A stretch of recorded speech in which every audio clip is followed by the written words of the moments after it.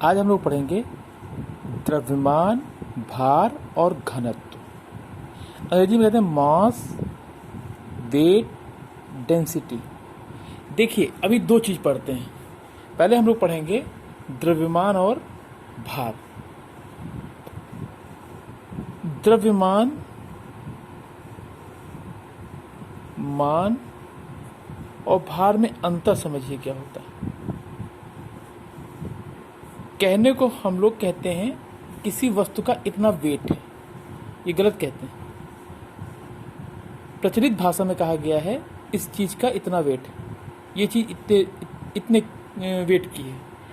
होता क्या है कि द्रव्यमान की परिभाषा होती है कि किस द्रव्यमान, अगर दोनों को अलग अलग करें तो द्रव्यमान, द्रव्य कहते हैं किसी वस्तु को।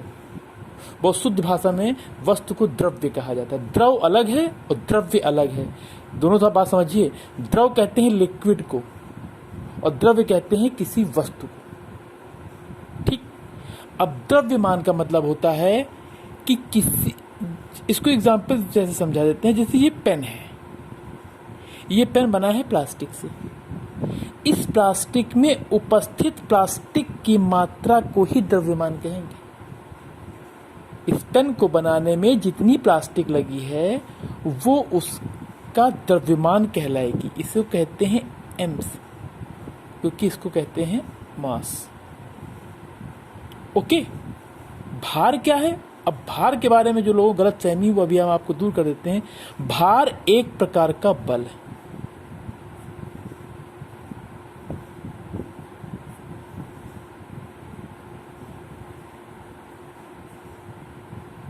बल कैसे? भार को आप लोग कहते हैं वेट, ये सब लोग बिल्कुल सही कहते हैं।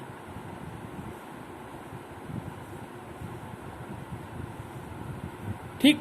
वेट को लिखते हैं स्मॉल डब्ल्यू से। डब्ल्यू बराबर होता है m इंटू जी।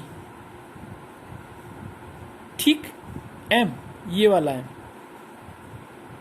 कहने का मतलब है वेट में जी भी इंक्लूड है। ओके।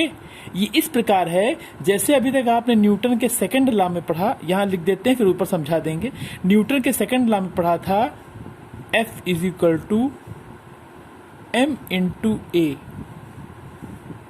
मास इंटू त्वरण। द्रव्यमान गुणे त्वरण को क्या कहते हैं? बल कहते हैं। तभी इसका फॉर्मूला, जब बल पढ़ाएंगे तो समझा देंगे, तभी इसका फॉर्मूला आपने पढ़ा है। द्रव्यमान इसको डिनोट किससे करते हैं? अगर से द्रव्यमान की बात आए तो द्रव्यमान को लिखते किससे हैं? एम के सिस्टम में इसका मात्रक होता है केजी। एम के सिस्टम में इसकी यूनिट होती है केजी। तो यहां पर क्या होगा? केजी। और जब त्वरण पढ़ाया था तब बताया था आप लोगों को त्वरण का मात्रक होता है मीटर पर सेकेंड स्क्वायर। ये एफ का मात्रक होता है। इसको शॉर्ट में कहते हैं न्यूटन। न्यूटन एक वैज्ञानिक थे, आपको पता ही है। उन्होंने अपने नाम पर इस फॉर्मूले का, इसकी यूनिट रखी थी क्योंकि उन्होंने इसकी खोज की थी, सर आइजैक न्यूटन। ओके। अब यहां पर आइए, यहां क्या अंतर है? एम है, यहाँ ए है, यहाँ जी है। फर्क इतना है, ये त्वरण है और ये गुरुत्वीय त्वरण है, ग्रेविटेशनल फोर्स। इसका मतलब ग्रेविटेशनल फोर्स, इसका मतलब कि gravitational acceleration, sorry, gravitational acceleration है और यहाँ एक्सेलरेशन है। इसलिए डब्ल्यू बराबर क्या होता है? m इंटू जी। भार जो होता है वो एक प्रकार का बल है। इसका भी मात्रक वही होगा। m का मात्रक होता है kg और g का मात्रक तो सेम ही होता है। मात्रक त्वरण कैसा भी हो, चाहे ये हो वो हो, मात्रक उसका एक ही होगा। ये होगा मीटर पर सेकेंड स्क्वायर। ठीक।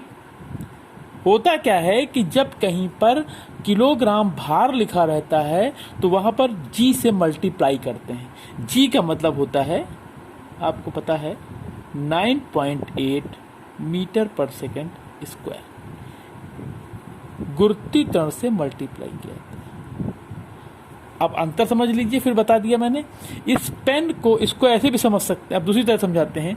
इस पेन में जो प्लास्टिक लगी है, जितना प्लास्टिक की मात्रा है वो इसकी द्रव्यमान है, और पेन अगर से यूं रखे हैं और इसको छोड़ देंगे तो नीचे गिर जाएगा। क्यों? क्योंकि नीचे से कोई उसको खींच रहा है। ठीक, गुरुत्वाकर्षण लग रहा है, गुरुत्वाकर्षण बल जिसे कहते हैं आप लोग, ग्रेविटेशनल फोर्स, और ग्रेविटेशनल फोर्स लगता है गुरुत्वाकर्षण के कारण, जी के कारण। 9.8 मीटर पर सेकंड उसका है। कोई वस्तु गिर जाती है, जाहिर बात है कि जब कोई वस्तु गिरने के लिए उत्सुक है, हम रोके हुए हैं ना इसको बल लगा के, अगर से ये हाथ हट जाएगा तो पेन गिर जाएगी। इसका मतलब नीचे कोई खींच रहा है, और जब कोई चीज़ नीचे खींची जाती है तो उसमें बल ज़्यादा लगता है, उसका वजन एक तरह से जैसे कोई 1 किलोग्राम का है, आपका ऐसे समझिए, वाट तराजू लगा हुआ है, तराजू में वेट जिसे कहते हो बैलेंस, उसमें 1 किलोग्राम वाट है, अगर से नीचे से थोड़ा खींच लीजिए तो ज़्यादा हो जाएगा, ये तो होगा।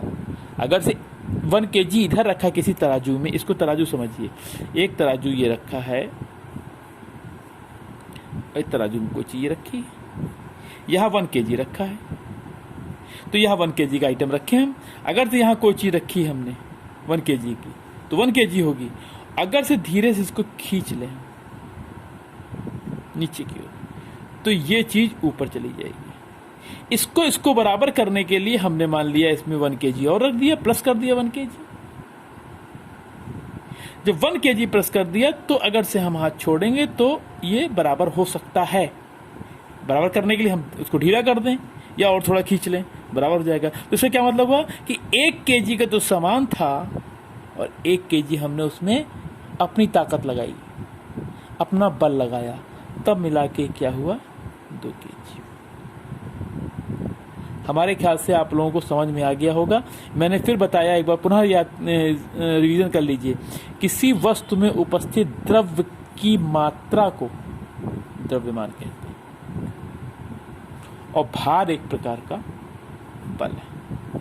आपके सामने W = mg। वेट इज बराबर होता है द्रव्यमान गुणे गुरुत्व। ओके, इसके क्वेश्चन आप लोग भेज दीजिएगा, समय समय पर क्वेश्चन आ रहे हैं, मैं उनको सॉल्व कर रहा हूँ, आप भेज दीजिएगा तो हम उसके सवाल लगा देंगे। अगले वीडियो में हम बात करते हैं घनत्व की। ओके।